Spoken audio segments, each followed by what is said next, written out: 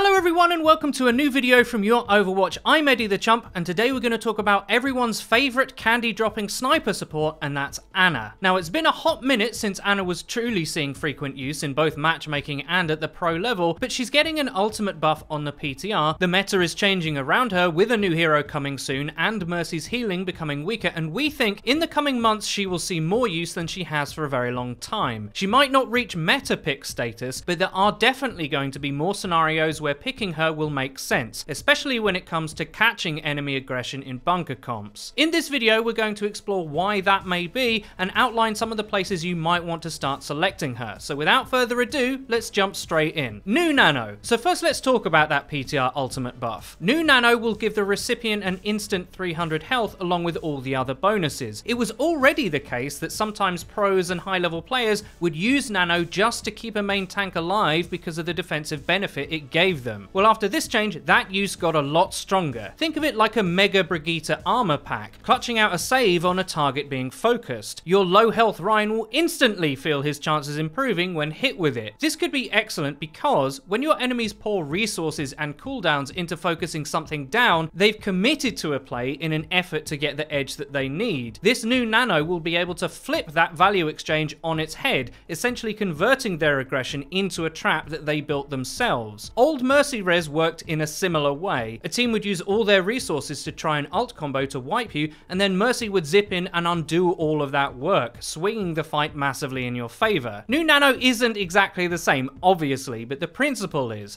they commit, you clutch out, then they have nothing left with which to escape or kite away. It's also a lot more convenient for its more traditional uses as well, like comboing with a Genji blade. I don't know how many times a Genji on my team has tried to use his blade when already on low health, or the setup has been a bit too obvious so the enemy team know it's coming and whittle him too low as we're trying to execute. Well, that won't be an issue anymore. As soon as you press that Q button, that Genji will be full health, and so would any other DPS you elect to boost in that way. It's overall just much better than it was and adds more depth to her fight swinging applicability, which is actually why we think she's going to get picked more, so let's talk about that next. Clutch support. Ana as a hero is a lot about clutch power. Burst healing, a big sleep here, a huge anti-nade there, new nano utility. She's a hero that can actually carry from the support slot. It has never been the case that Ana's kit was bad, but she does have a few weaknesses that have curtailed her use. Well, that and mid-fight res being in the game for sure. Winston D.Va has long been the bane of Ana's existence, not because she can't defend herself against them, but because unlike other supports, Bubble and Defense Matrix can shut her output down almost completely. She's not mobile, but neither is Zen, and he was played almost religiously, and that's because Harmony Orb and Discord don't really care about dive tank utility that much, especially if a Mercy was pocketing him against a Winston, for example. The fact Mercy's healing is being nerfed on the PTR, making pockets like this weaker, is something I want you to keep in your mind for later. It's important. But if we think conceptually for a bit, in order to frame her place in the meta to come, Ana at her core is about manipulating fight momentum. Everything she has in her toolset can change the direction of a fight almost instantaneously. She can decide a frontline brawl with a sleep on a main tank, or she can stop flanker pressure in its tracks, something that no other support is arguably as suited to. She is, for example, much better against a hero like Doomfist than Zen or Mercy. Zen can get straight farmed by a good Doom, and Mercy at best can try to keep running away from him. Ana can sleep and anti-nade him, and that's rip. She's much more of a direct threat to him in that way. London Spitfire used her to great effect against the Gladiators on Lijiang Gardens for precisely this reason in the playoffs. Hydration couldn't find the impact he needed after Bedosin swapped to Ana, even being hit by one of the sickest long-range sleeps I've ever seen. Her anti-nades in general can completely stop a push when your enemies are trying to take space or consign them to death once they've got to where they think they need to be.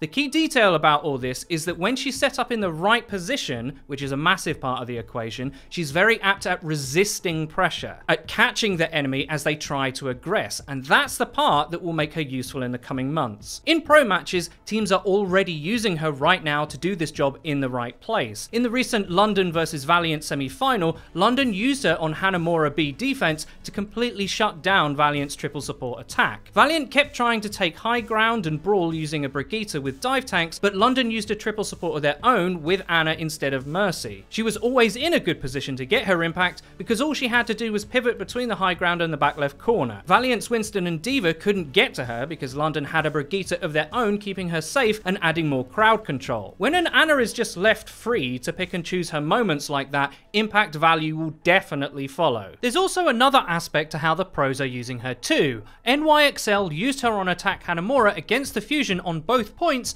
and Jonak was instrumental in giving his team the extra oomph to get over the line. He slept Sado's Winston quite a lot, and anti-nade really disrupts a Brigitte's ability to do anything meaningful. If she can't heal, she's basically a Zen with no orbs. That's what Ana can give you. A skill shot support with abilities like sleep, nano and anti-nade can be worth the risk on a map like that, because pros get full held there all the time, running into comps that take a lot to break down, like the very common triple support with a Brig. You are giving up a defensive ult, sure, but on attack on maps where it's notoriously hard to cap, you need to get kills and get them fast. Ana can offer bigger spikes in impact than other supports, even compared to Zen Mercy. A lot of pros do see Nano as bad, but it is getting buffed, and one thing it does do is add extra offensive power, which is exactly what you need to break down stubborn defenses. A good indicator of that is the map that NYXL lost to end the series against Philly on Dorado. They played Ana on first point and it did great. They sent a nanoed Winston up streets. It did great. They then got to third and picked Zen into Philly's tanks and a Brig. Discord is just not enough to chew through all of that. It's the reason it's also a place where teams get held at all the time. Because of Ana's ultimate buff and the other support changes around her, the new support meta will force us to think of new combos to use, and Ana offers some of the biggest impact available. Pros are already starting to experiment with Mercy, Ana and Brigitte as an option,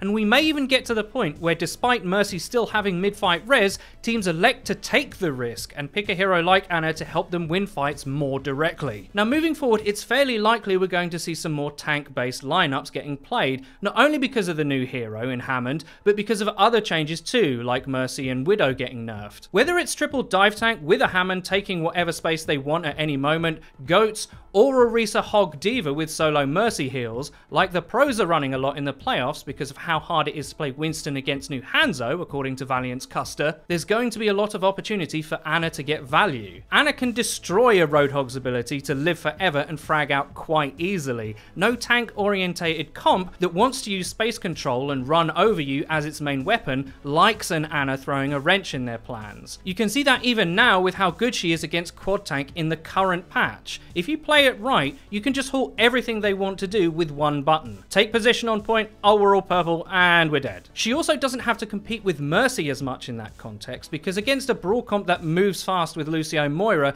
Mercy's biggest advantage over Ana in mid-fight res can be pretty difficult to squeeze in. Against triple dive tank, Ana's extra crowd control could be very useful against Hammond for sure, but she still might struggle against the Winston and the Diva. Well, that is unless you play her like London did with a Brigitte to help her out. Shield bash into anti-nade can be a devastating combo to anything that even tries to get near you. Plus the armor packs and improved Brigitte passive heals because of the Bionade could make you virtually undiveable. Say your team runs a hyper aggro mobility tank comp against you. If you bunker up with an Ana, a Brig, a Orisa and Junkrat McCree, what are they gonna do?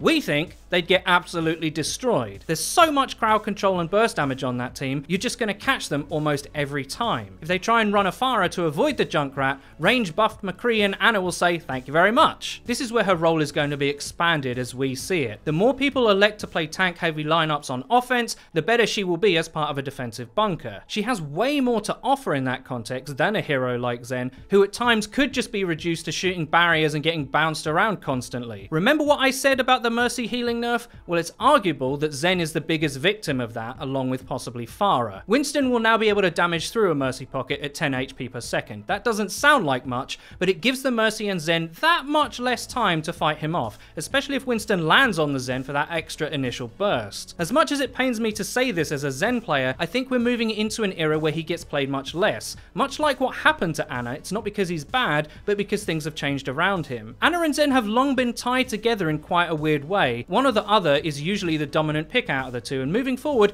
we think the scales have tipped a little bit. We're not saying it's going to be an Ana meta. She's still laughably trash on retake, as an example, and she is just as hard to play as ever, but she could definitely see expanded use. So if you're out of practice with her, it might be wise to refresh your skills, and pretty soon. I really hope you enjoyed the video. If you did, please don't forget to leave a rating. If you never want to miss another video of ours again, please click the bell icon next to the subscribe button on our channel to join the notification squad. You'll be in great company. And finally, please follow the Your Overwatch Twitter. It's where you can find updates about new videos and other cool stuff. I've been Eddie the Chump, and until next time,